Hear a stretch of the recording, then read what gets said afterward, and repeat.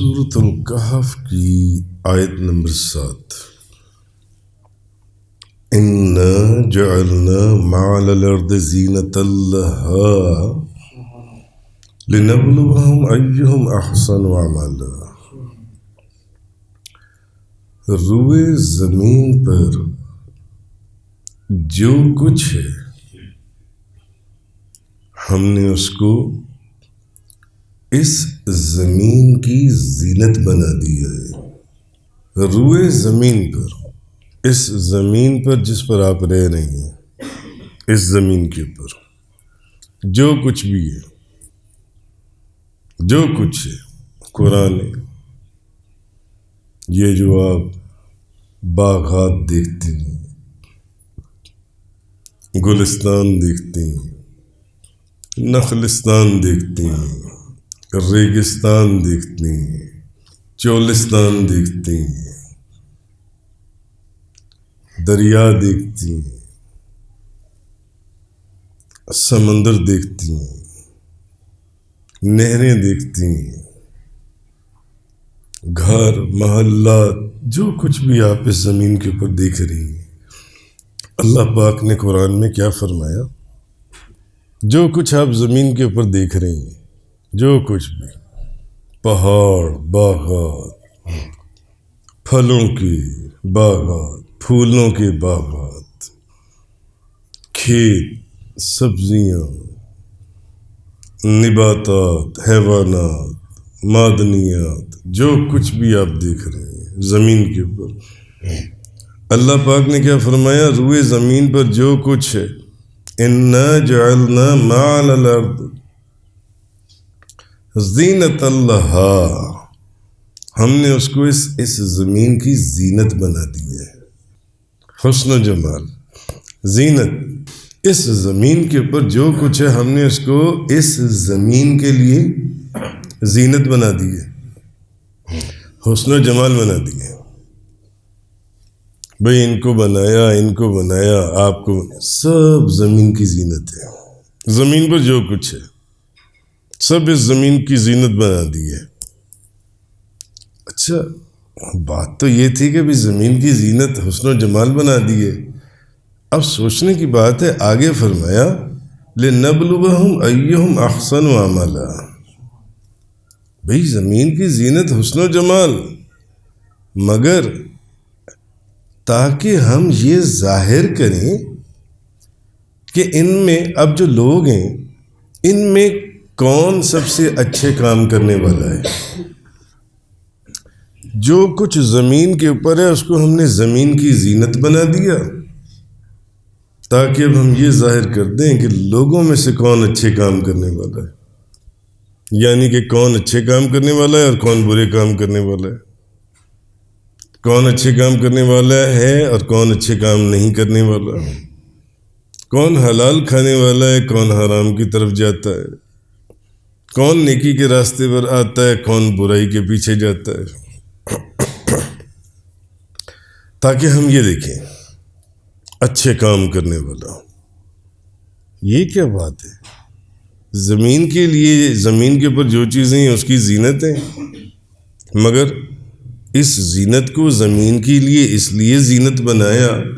تاکہ لوگوں کا پتہ چل جائے کہ کون اچھے کام کرنے والا ہے۔ اس کو تو پتہ ہے، لوگوں کو بھی پتہ چل جائے،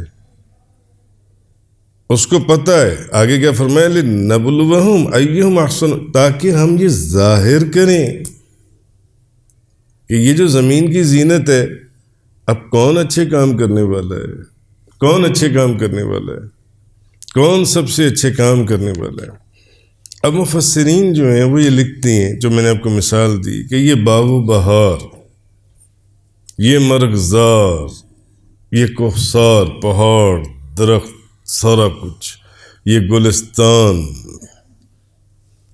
یہ گل و اندلیب، اور یہ بہتے ہوئے دریا،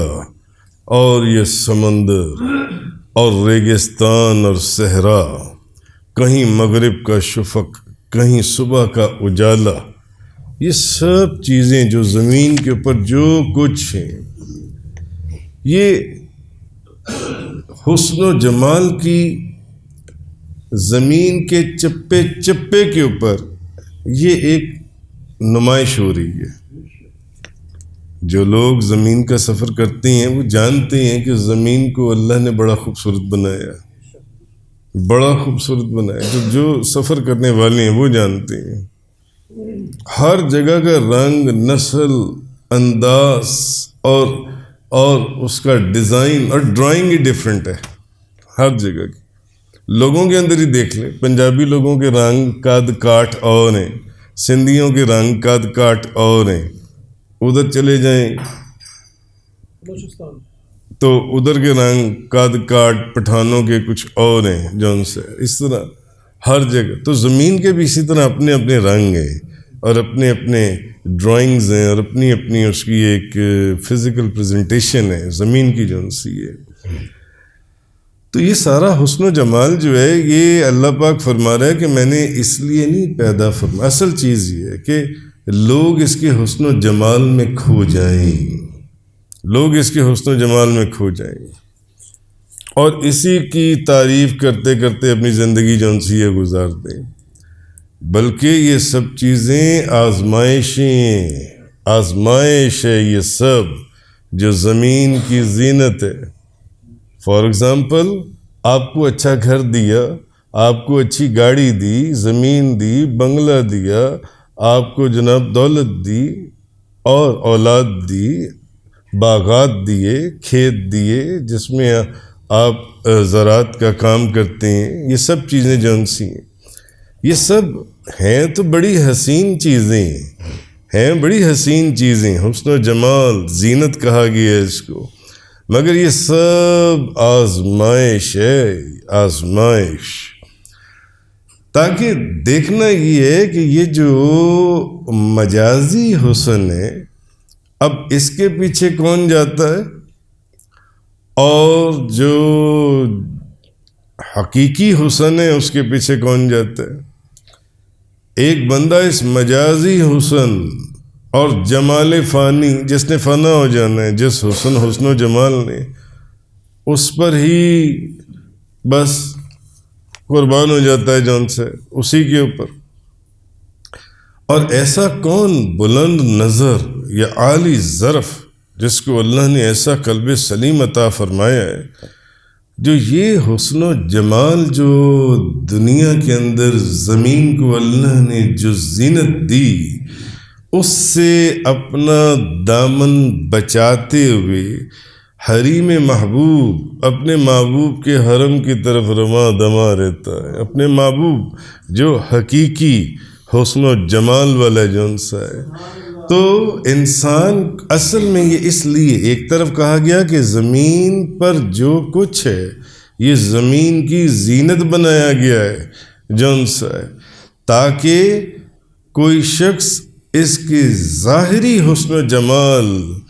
کے اوپر اپنا وقت ضائع کر اپنا وقت برباد نہ کر دے، بلکہ وہ جو خالق حقیقی جس کا حسن حقیقی ہے جون سے وہ اس کی معرفت اور اس کے قرب کو حاصل کرنے کے لیے اپنی زندگی کا وقت گزارتا ہے یا اس زمین کے ہی خالی حسن و جمال کے اندر گم ہو جاتا ہے جون سے. اصل چیز یہ چیز بتائی گئی اس آیہ کریمہ کے اندر. تو اللہ تعالیٰ نے اصل میں ان آیتوں میں یہ فرمایا ہے کہ میں نے زمین کو اور اس کی زینت کو بھی پیدا کیا جو اس کے حسن و جمال کو چار چاند لگائے ہوئے جون سے، اور اس زمین سے نفع والی ہم نے چیزیں نکالی ہیں اور اس زمین کو اس کی زینت کو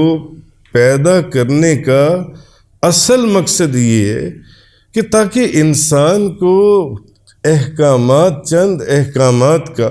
جو احکامات ہمیں قرآن اور حدیث میں ملتے ہیں اس کا مکلف کر دیا جائے. نماز پڑھنی ہے، روزہ رکھنا ہے، زکوٰۃ دینی ہے، حج کرنا ہے، نیکی کی طرف رغبت رکھنی ہے، برائی سے بچنا ہے، سچ بولنا ہے، جھوٹ نہیں بولنا، زکوٰۃ دینی ہے، سود نہیں لینا. اس طرح مختلف چیزیں انسان کو اس کا مکلف کیا گیا. اور پھر یہ دکھایا جائے کہ اللہ پر ایمان لانے کے بعد اور اس کے احکامات کے اوپر جو قرآن اور حدیث کے اندر آئے ہیں ان احکام پر عمل کر کے اب یہ جو زمین کی زیب و زینتیں، یہ جو نعمتیں آپ کو دی گئی ہیں، آپ کو گھر دیا گیا ہے، اولاد دی گئی ہے، گاڑی دی گئی ہے، بنگلہ دیا گیا، اب ان نعمتوں کا شکر ادا کون کرتا ہے؟ دیکھنا یہ ہے ان نعمتوں کا شکر ادا کون کرتا ہے۔ اور یہی جو زمین کی زینت ہے، اب ایک بندہ ہے جس کے پاس بڑی گاڑی آ گئی، پہلے موٹر سائیکل کے اوپر پھرتا تھا، اب اس کی گردن کے اندر اکڑ آ گئی، اب اس کی گردن میں اکڑ آ گئی۔ ایسا نظر آتا ہے یا نہیں آتا؟ ایسا ہوتا ہے دنیا میں۔ بعض جو پہلے موٹر سائیکلوں کے اوپر پھر رہے ہوتے ہیں، جب گاڑی آ جائے تو ان کی گردنوں میں اکڑ آ جاتی ہے، بھلے ان پڑھ جاہل ہی کیوں نہ ہو، کوئی تعلیم کا اس سے تعلق ہی نہ ہو۔ تو دیکھنا یہ کہ یہ جو زمین کی زینت ہے، یہ بندے کو اللہ کا شکر گزار بناتی ہے یا تکبر اور غرور میں مبتلا کر دیتی ہے؟ یا تکبر اور غرور میں کیا ربط ہے اس بیان کا کہ جس بیان کا کوئی آج تک ان 1500 سالوں میں مقابلہ ہی نہیں کر سکا اور نہ قیامت تک کر سکے گا، جبکہ کھلا چیلنج دیا گیا، چلو لاؤ تم اس جیسی 10 صورتیں لے آؤ، نہیں تو ایک صورت لے آؤ، نہیں تو ایک آیت ہی لے آؤ، لا نہیں سکو گے، قیامت تک کرتے رہو کوشش، جن سے نہیں لا سکو گے جن سے۔ اصل چیز یہ ہے، یہ جو اس آیہ کریمہ کے اندر اللہ تبارک و تعالیٰ نے فرمائی جون سی ہے کہ یہ جو معدنیات، حیوانات، نباتات اور یہ آبشار خوبصورت بہتے ہوئی ندیاں اور یہ دریا اور سمندر اور چشمے اور حسین و جمیل سرسبز لہلہاتے ہوئے کھیت اور باغات اور کوہسار اور یہ رنگ برنگے پرندے اور حیوانات، جو کچھ تمہیں نعمتیں دی ہیں، یہ ساری زمین کی زینت ہیں۔ مگر اللہ نے زمین کی یہ جو زینت ہے، جو میں نے آپ کو چیز بتائی ہے، دیکھنا یہ ہے، یہ ایک امتحان ہے، یہ ایک امتحان ہے کہ تم اپنی دولت کے بل بوتے کے اوپر کر کیا رہے ہو، تم کر کیا رہے ہو، آیا اس کا شکر ادا کر رہے ہو؟ اور جو شکر ادا صرف یہ نہیں ہے کہ یا اللہ تیرا شکر ہے چلو ختم ہو گیا معاملہ، ہاں، یہ نہیں۔ شکر ادا کرنے کے پھر جو طریقے قرآن اور حدیث نے بتائی ہیں، آیا ان کے مطابق شکر ادا کر رہے ہو؟ ہم لوگ یہ سمجھتے ہیں بس یا اللہ تیرا شکر ہے چلو، نہیں، ایسا نہیں ہے، ایسا نہیں۔ تو دنیا کے کہیں حسن و جمال میں کھو کر، دنیا کے حسن و جمال میں گم ہو کر، یہ جو میں نے تمہاری چاروں طرف حسن و جمال بکھیر دیا ہے، اس حسن و جمال میں گم ہو کر کہیں اللہ کی اطاعت ہی نہ بھول جانا، اللہ کو نہ بھول جانا جون سے۔ تو یہ دیکھنا یہ کہ کون ان چیزوں سے اپنے دامن کو بچاتے ہوئے نکلتا ہے، اور دنیا کی لذتوں اور دل فریبیوں سے اپنے آپ کو بچا کر اللہ کی عبادت کے اندر یا اللہ اور اللہ کے رسول کے جو احکامات ہیں ان کے مطابق اپنی زندگی کو ڈھالتا ہے۔ اس لیے اس آیت کے اندر اللہ تبارک و تعالیٰ نے یہ فرمایا،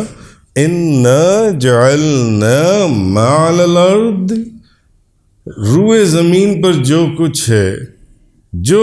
ہے زمین پر، زینت اللہ، ہم نے اس کو زمین کے لیے زینت بنا دیا، زمین کے لیے زینت، حسن و جمال بنا دیا۔ اور آگے کیا فرمایا، لِنَّبْلُوَهُمْ أَيُّهُمْ أَحْسَنُ عَمَلًا، تاکہ ہم یہ ظاہر کریں، اب اس سے بتانا یہ ظاہر کریں کہ ان میں کون سب سے اچھے کام کرنے والا ہے، کون سب سے اچھے کام کرنے والا ہے جون سے، اور کون برے کام کرنے والے، کون بندہ اس حسن و جمال اور اس زینت کو حاصل کرنے کے لیے جھوٹ اور بے ایمانی کے راستے پر یا ہدایت کا راستہ چھوڑ کر چلتا ہے، اور کون بندہ اس زیب و زینت جو اللہ نے اس کے لیے رکھی ہے اس کے لیے سچ کے راستے کے اوپر اور ہدایت کے راستے کے اوپر اور مبارک اور نیک راستوں کے اوپر جون سا چلتا۔ روٹی اور روزی اس نے دونوں کو دینی ہے، جو سچ بول کر روٹی کما رہے اس کو بھی اور جو جھوٹ بول کر کما رہے اس کو بھی، مگر سچ بولنے والے کے لیے اللہ کی رحمتوں کا بازار گرم ہے، اور جو جھوٹ بولنے والے ہیں ان کے اوپر اللہ کی لعنت مسلط کر دی گئی۔ قرآن کے اندر ہے، ایک بندہ جھوٹ بول کر اپنی کمائی کرتا ہے یا اپنی چیز فروخت کرتا ہے یا کوئی چیز خریدتا ہے، اور اس لین دین کے اندر جگہ جگہ جھوٹ کسی نہ کسی طرح چھپا ہوا ہے، قرآن کہتا ہے کہ اس بندے کے اوپر جون سے اللہ نے لعنت فرما دی گئی ہے۔ جھوٹ بول، اور نہ صرف قرآن نے، نبی کریم صلی اللہ علیہ وسلم نے بھی جھوٹ بولنے والے کے اوپر لعنت فرمائی ہے جون سی ہے۔ ہم چھوٹی چھوٹی بات سوچتے ہی نہیں ہیں کہ سچ کیا ہے اور جھوٹ کیا ہے، سچ کیا ہے اور جھوٹ کیا ہے۔ وہ چلتے ہوئے ایک بندہ اس سے وعدہ کر لیتا ہے، اس سے اگلے دن اپنے وعدے سے ہی پھر جاتا ہے، نہیں میں نے تو یہ کوئی بات کی ہی نہیں تھی جون سی ہے۔ اور یہ آپ دیکھیں 1400-1500 سال کی تاریخ اٹھا کر دیکھ لیں، قدم قدم پر نظر آتا ہے، مگر جھوٹ بولنے والے پر بھی نبی کریم صلی اللہ علیہ وسلم نے لعنت فرمائی، اور جھوٹ بولنے والے پر اللہ تعالیٰ نے بھی لعنت فرمائی ہے جون سی ہے۔ تو یہ جو زیب و زینت ہے، اِنَّا جَعَلْنَا مَا عَلَى الْأَرْضِ زِينَةً لَهَا لِنَبْلُوَهُمْ أَيُّهُمْ أَحْسَنُ عَمَلًا۔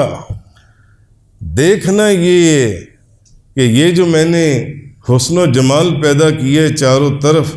اس حسن و جمال میں گم ہو کر اب رزق حلال کی طرف کون جاتا ہے اور حرام کی طرف کون جاتا ہے، سچ کی طرف کون جاتا ہے اور جھوٹ کی طرف کون جاتا ہے، کون اللہ کی اطاعت کے دامن کو پکڑے رکھتا ہے اور کون اس دامن کو جون سے چھوڑ دیتا ہے۔ تو پہلے اللہ تعالیٰ نے اس بات کو بیان کر دیا کہ میں نے زمین پر جو کچھ بھی پیدا کیا ہے اس کو میں نے زمین کی زینت بنایا ہے، زمین کی زینت، اس کو اس زمین کی زینت بنا دی ہے تاکہ آزمایا جائے کہ ان میں کون اچھے کام کرنے والے ہیں، ان لوگوں کے اندر کون اچھے کام کرنے والا ہے اور کون اچھے کام کرنے والا نہیں ہے، کون اچھے کام کرنے والا نہیں ہے۔ آگے فرمایا وَإِنَّا لَجَاعِلُونَ مَا عَلَيْهَا صَعِيدًا جُرُزًا،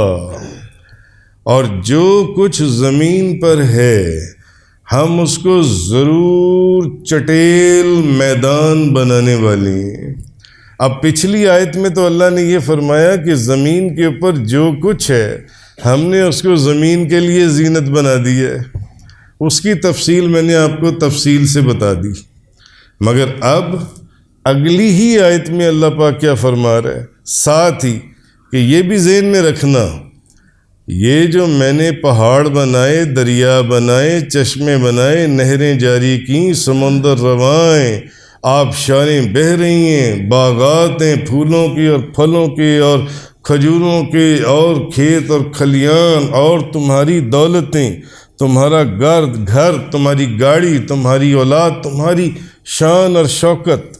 یہ سب چیزیں جو کچھ بھی ہیں زمین کی زینت، یہ تو بنا دیا۔ آگے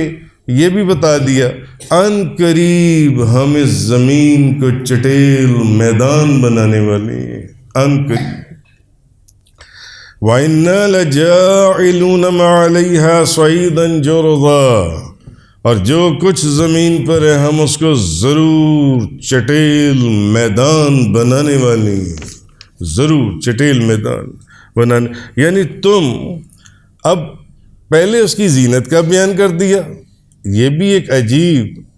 اور حسن و جمال والا انداز ہے کہ پہلے اس کی زینت کو اس کے حسن و جمال کو بیان کر دیا، اور اب ساتھ ہی یہ بھی بتا دیا کہ یہ ان قریب یہ فانی ہے اور ختم ہونے والا ہے، تو تم ایسی چیز سے دل کیوں لگاتے ہو جو فنا ہونے والی ہے، ایسی چیز سے دل کیوں لگاتے ہو جو فنا ہونے والی ہے،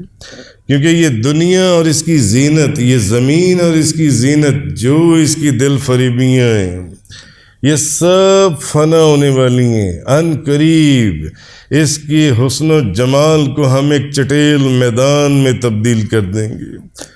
باقی جو رہنے والی ہے وہ تو صرف اللہ کی ذات ہے، باقی رہنے والی صرف اللہ کی ذات ہے، تو تم اس سے کیوں نہیں محبت کرتے، بجائے اس کے کہ اس زمین کی جو زیب و زینت اور حسن و جمال ہے اس سے محبت کرنے لگ گئے ہو؟ اللہ سے محبت کیوں نہیں کرتے؟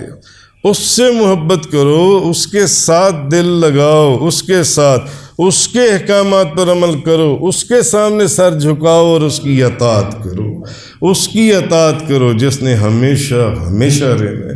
اس کی زیب و زینت اور حسن و جمال ان قریب ختم ہونے والا ہے، اور پھر ساتھ ہی اس نے بتا دیا کہ یہ سب چیزیں تمہیں صرف اس لیے دے رہا ہوں کہ تمہیں آزما رہا ہوں، تمہیں آزما رہا ہوں، تمہیں دیکھ رہا ہوں کہ تم کیا کرتے ہو۔ تم اس کے حسن و جمال میں گم ہو جاتے ہو۔ پہلے تو اللہ تعالیٰ نے اس کی آیت، قرآن کی اس آیت کے اندر اللہ نے اس کے حسن و جمال کو بیان کر دیا کہ یہ حسن و جمال میں نے پیدا کیا ہے اس زمین کا جنسا، ساتھ ہی آگے اور ساتھ یہ بھی بتا دیا حسن و جمال پیدا کیا ہے مگر یہ آزمانے کے لیے، دیکھنے کے لیے کہ کون اس جمال فانی کے اندر گم ہوتا ہے اور کون جون سے اس حقیقی حسن و جمال کے جلووں کے اندر یا اس کے پیچھے رغبت رکھتا ہے جو چیزیں کبھی نہ ختم ہونے والی ہیں، اس ذات سے محبت رکھتا ہے جو ہمیشہ سے اور ہمیشہ رہے گی، جبکہ یہ زمین نہ ہمیشہ سے تھی اور نہ ہمیشہ رہے گی، یہ تو ختم ہو جائے گی، اس کا حسن و جمال ختم ہو جائے گا۔ اس لیے اگلی ہی آیت کے اندر اللہ نے فرمایا ان قریب دیکھتے جاؤ، ہونا کیا ہے، یہ سب چٹیل میدان ہو جائے گا، سب چٹیل میدان بن جائے گا۔ اب آپ حدیث سنیے، حدیث ہے بخاری شریف کی حدیث ہے۔ حضرت عبداللہ بن عمر رضی اللہ تعالی عنہما بیان کرتے ہیں کہ اللہ کے رسول نے میرا ہاتھ پکڑا، حضرت عبداللہ بن عمر رضی اللہ تعالی عنہ، اللہ کے رسول نے میرا ہاتھ پکڑا اور مجھے فرمایا اب یہ بھی ایک انداز ہے نبی کریم صلی اللہ علیہ وسلم کا جس پر ہزاروں جانیں قربان ہو جائیں کہ حضور اپنے کسی غلام کا ہاتھ پکڑ لیں اور اس کو کہیں سنو میری بات سنو، میں جو کہہ رہا ہوں اس پر غور کرو، اس کو غور سے سنو، اس کو سمجھو۔ حضور کسی کا ہاتھ پکڑیں اور اس کو کوئی بات فرمائیں، جونس باقی تو لاکھوں کروڑوں لوگ وہ تو چاہتے ہیں کہ حضور کی بات سنیں، حضور کی بات کریں، نبی کریم صلی اللہ علیہ وسلم کی۔ حضرت عبداللہ بن عمر فرماتے ہیں کہ اللہ کے رسول نے مجھے پکڑ لیا، مجھے پکڑا اور مجھے فرمانے لگے، نبی کریم صلی اللہ علیہ وسلم آپ نے مجھے پکڑا اور مجھے فرمایا عبداللہ بن عمر کو فرمایا دنیا میں اس طرح رہو جیسے مسافر ہو، دنیا میں اس طرح رہو، آپ نے ہمیشہ اس دنیا میں رہنا ہے، آپ نے اس دنیا میں ہمیشہ رہنا نہیں، حضور نے فرمایا اس دنیا میں ایسے رہو جیسے کہ مسافر ہو یا کوئی راستہ عبور کرنے والے ہو، اور اپنا شمار۔ حضور نے حضرت عبداللہ بن عمر کو پکڑا اور پکڑ کر فرمایا، ایک ہوتا ہے کہ حضور فرمائے سنو میری بات سنو، ایک ہوتا ہے حضور سب کے سامنے تبلیغ فرمائیں، ایک ہے حضور سب کے سامنے منبر رسول پر کوئی بات فرمائیں، اور ایک ہے کہ خود حضور آپ کے پیر و مرشد آپ کو پکڑ لیں، آپ کے ہادی اور پیشوا آپ کو پکڑ لیں اور کہیں میری بات سنو میں تمہیں کیا کہہ رہا ہوں۔ حضرت عبداللہ بن عمر فرماتے ہیں اس ادا کی قیمت ہی حضرت عبداللہ بن عمر ادا نہیں کر سکتے، اس ادا کی قیمت، اس احسان کی قیمت حضرت عبداللہ بن عمر ادا نہیں کر سکتے کہ حضور خود ان کو پکڑ لیں اور فرمائیں سنو میری بات میں تمہیں کیا کہہ رہا ہوں۔ کیوں؟ جس کو کوئی ایسی خاص بات سمجھانی ہوتی ہے اس کو خاص طریقے سے ہی سمجھائی جاتی ہے، اور اس کو حقیقت بتا دی جاتی ہے کہ حقیقت یہ ہے، حقیقت یہ ہے، دنیا جو مرضی کہتی پھرے، حقیقت یہ ہے۔ حضور نے فرمایا عبداللہ بن عمر کو، آپ فرماتے ہیں عبداللہ بن عمر، بخاری شریف، ترمذی شریف، ابن ماجہ اور بے شمار کتابوں میں یہ حدیث آئی کہ حضور نے عبداللہ بن عمر کو پکڑا اور آپ فرماتے ہیں مجھے حضور نے فرمایا دنیا میں اس طرح رہو جیسے کہ کوئی مسافر ہوتا ہے، جیسے کوئی مسافر ہوتا ہے، تم چند دن کے مہمان ہو، چند دن کے مہمان۔ آج تم پیرالائز ہو جاؤ،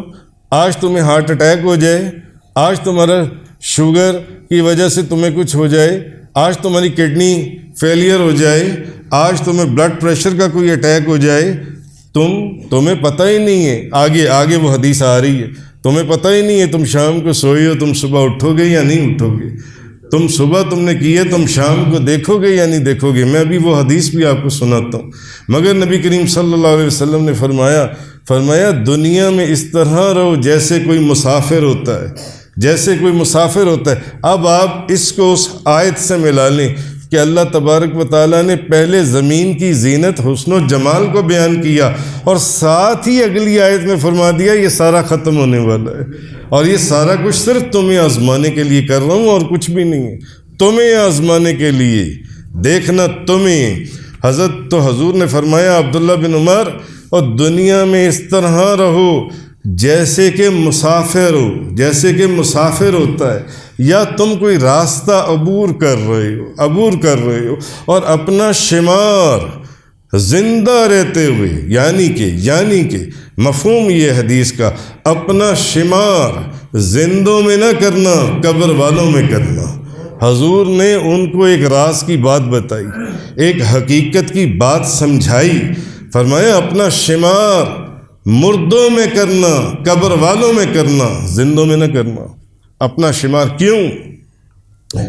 کیونکہ حضور نے پہلے فرما دیا کہ ایسے رہو جیسے مسافر ہوتا ہے، اس دنیا میں ایسے رہو جیسے مسافر ہو، صرف ایک راستہ عبور کر رہے ہو، صرف ایک راستہ عبور کر رہے بس، اور کچھ نہیں۔ اور اپنا شمار قبر والوں کے اندر کرنا، قبر والوں کے اندر کرنا، کیونکہ تمہیں نہیں پتا جو تم صبح کر رہے ہو تم اس کی شام کرو گے یا نہیں کرو گے، تمہیں اس کی شام ملے گی یا نہیں ملے گی۔ ہم نے درجنوں ایسے لوگ دیکھے رات کو، میرے اپنے کزنز، میرے 2 کزن نوجوان، یہ بھی نہیں کہ کوئی بوڑھے، نوجوان غالباً 27-28 سال کی عمر، رات کو سوئے، صحت مند، کوئی پہلے بیماری ہی نہیں ہے، رات کو سوئے، نیند میں ہی ہارٹ اٹیک ہوا، صبح دیکھا تو وہ وفات پا چکے تھے۔ ایک نہیں دو بندے جو ان سے، اور صحت مند 27-28 سال کے 2 بندے، ایک ہی خاندان کے، میری ایک خالہ کے دونوں داماد تھے جو ان سے۔ بعض لوگ ہم دیکھتے ہیں بلڈ پریشر شوٹ کیا، دماغ کی نس پھٹ گئی، بس بندہ ختم، پیرالائز ہوئے، صبح تک بندہ ختم، کڈنی فیلئر ہوا، 5-6 دن، کینسر ہوا، تھرڈ سٹیج کا کینسر، بندہ ختم، 2-4 دن کے اندر ختم۔ کسی کو یہ نہیں پتا، بندہ صبح نکلا ہے۔ ہمارا پیر بھائی وہ خلیل مانگا منڈی والا جون سے، وہ موٹر سائیکل پر نکلا ہے، ایک چوک کے اندر کھڑا ہوا ہے، پاس وہ ٹرک کا ہے، ٹرک اس کے اوپر گر گیا، وہ وہیں پر ختم۔ یہ 2 سال پہلے کا واقعہ ہے۔ سب ہمارے دوست وہاں پر ان کے نماز جنازہ کے اوپر گئے، 40ویں کے اوپر گئے۔ کہنے کا مقصد یہ کہ کسی کو بھی نہیں پتا، تو حضور نے فرمایا، نبی پاک صلی اللہ علیہ وسلم نے حضرت عبداللہ بن عمر کو کہ مسافر، اس دنیا میں مسافر کی طرح رہو، دنیا میں اس طرح رہو جیسے مسافر ہو، جیسے صرف ایک راستہ عبور کر رہے ہو بس۔ اور پھر حضور نے یہ نہیں فرمایا کہ اپنے آپ کو زندہ لوگوں میں شمار کرو، حضور نے کیا فرمایا؟ اپنے آپ کو قبر والوں میں شمار کرنا، اپنے آپ کو قبر والوں میں شمار کرو۔ اور مجاہد کہتی ہیں کہ پھر حضرت ابن عمر نے مجھے فرمایا، انہوں نے پھر آگے فرمایا کہ سنو، جب تم صبح اٹھو تو شام کی توقع نہ کرنا کہ مجھے شام ملے گی۔ اب وہ آگے یہ درس کیوں دے رہی ہیں؟ اس لیے کہ ان کو یہ حقیقت نبی پاک صلی اللہ علیہ وسلم نے سمجھائی تھی، ان کو یہ حقیقت نبی پاک صلی اللہ علیہ وسلم نے بتائی تھی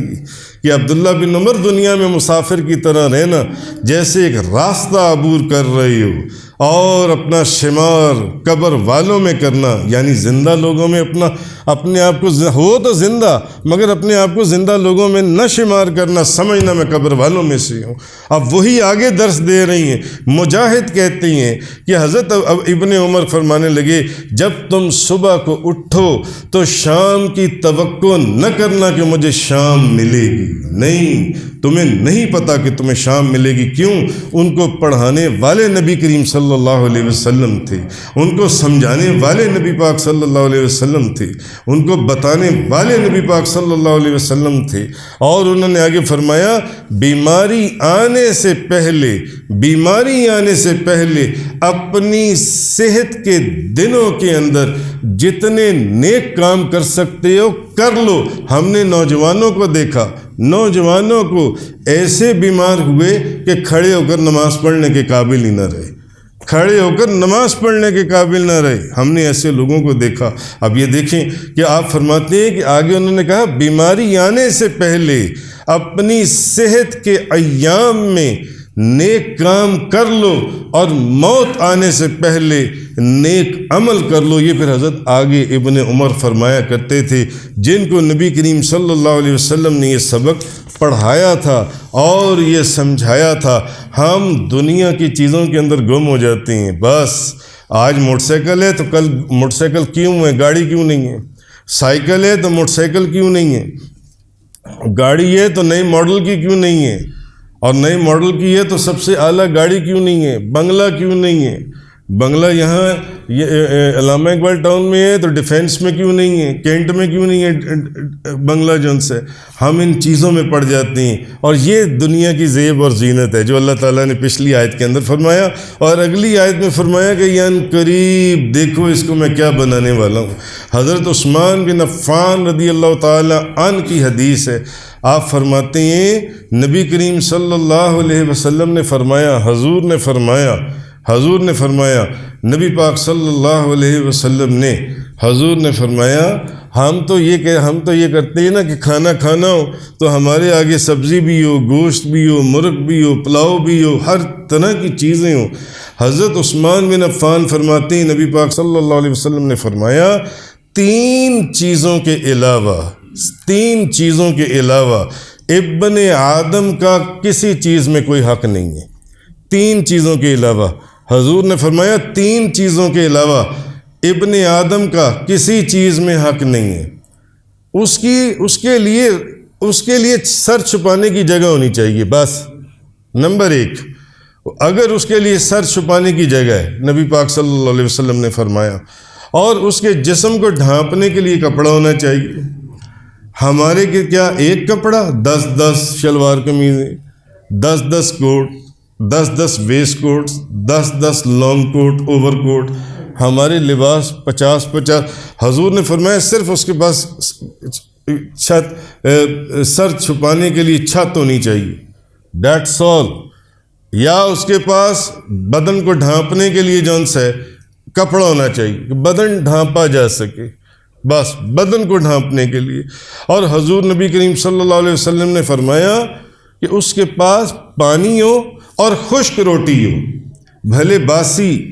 خشک روٹی ہو، بس یہ حدیث ہے نبی کریم صلی اللہ علیہ وسلم کی۔ اس کے علاوہ اس کے ابن آدم کا کسی چیز میں کوئی حق نہیں ہے،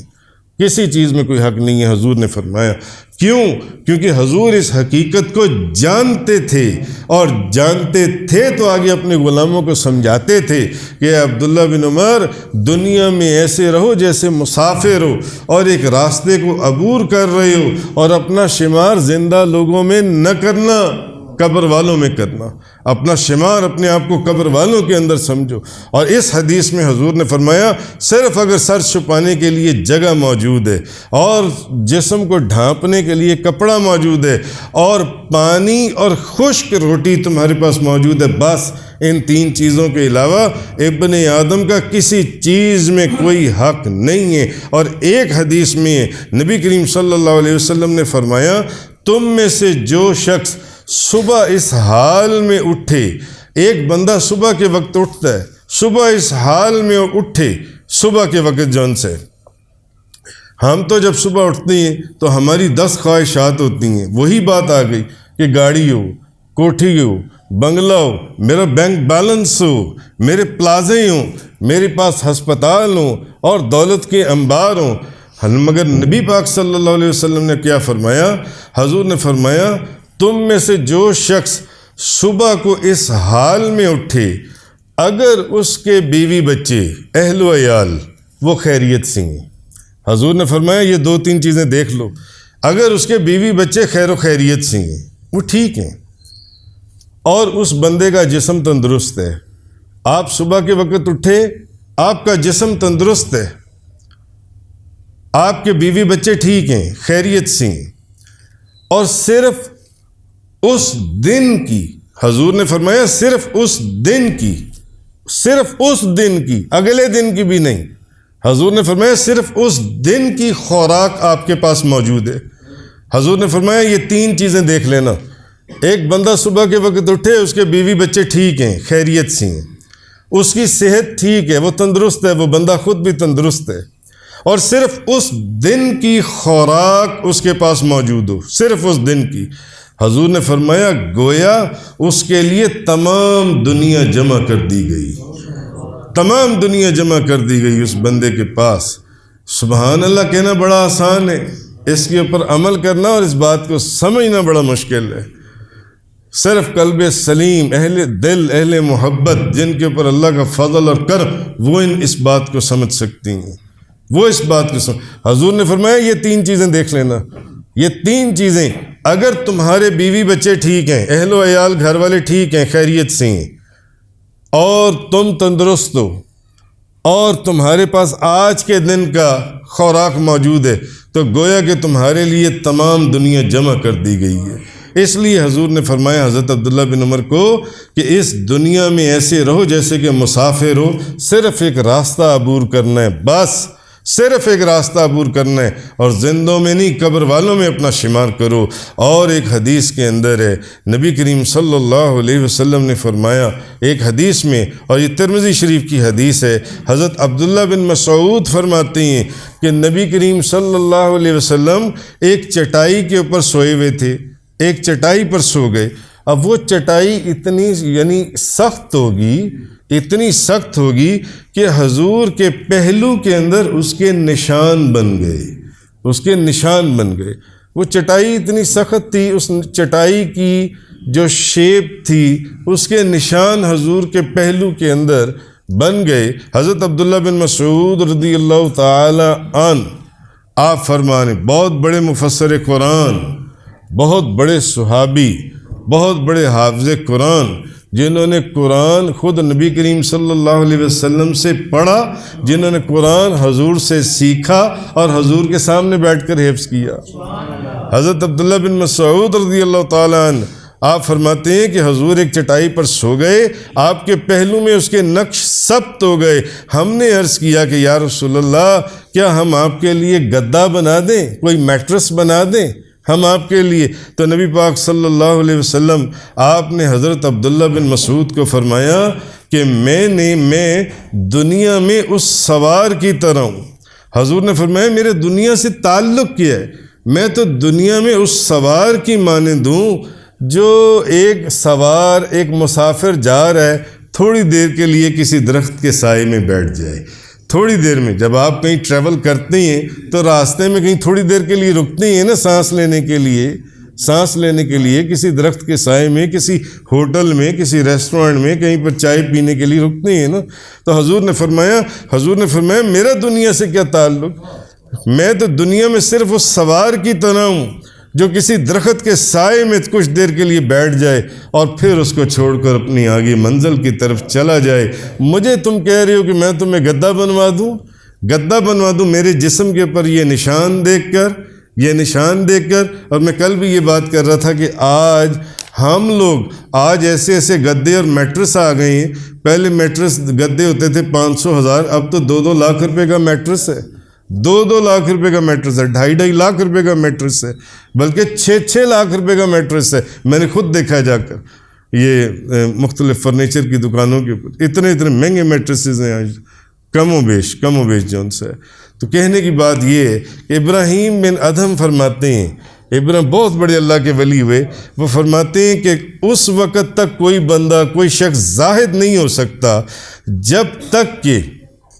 ایک ہے دنیا کو ترک کر دینا اور ایک ہے دنیا کو حاصل کرنا. حضرت ابراہیم بن ادھم فرماتے ہیں کوئی بندہ اس وقت تک تم میں سے زاہد نہیں ہو سکتا جب تک کہ دنیا کو ترک کرنا اس کے نزدیک دنیا کو حاصل کرنے سے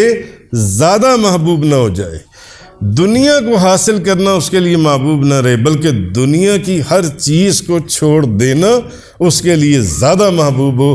وہ زاہد کہلائے گا. وہ زاہد نہیں کہلائے گا جس کے دل میں دنیا کو ترک کرنا اتنا محبوب نہ ہو جتنا دنیا کو حاصل کرنا محبوب ہو. اس لیے اللہ تبارک و تعالیٰ نے یہ جو آیات میں نے آپ کے سامنے بیان کی، اِنَّا جَعَلْنَا مَعَ الْأَرْضِ زِينَةً لَهَا، روئے زمین پر جو کچھ ہے ہم نے اس کو اس زمین کی زینت بنا دیا، لِنَبْلُوَهُمْ أَيُّهُمْ أَحْسَنُ عَمَلًا، تاکہ ہم یہ ظاہر کریں کہ ان میں کون سب سے اچھے کام کرنے والا ہے. مگر یہ بھی یاد رکھنا، آگے فرما دیا وَإِنَّا لَجَاعِلُونَ مَا عَلَيْهَا صَعِيدًا جُرُزًا، اور جو کچھ زمین کا یہ تم حسن و جمال دیکھ رہے ہو نا، یہ ان قریب چٹیل میدان میں تبدیل ہونے والا ہے، یہ ہم اس میں بنا دیں گے. وآخر الدعوانا ان الحمد للہ رب العالمین.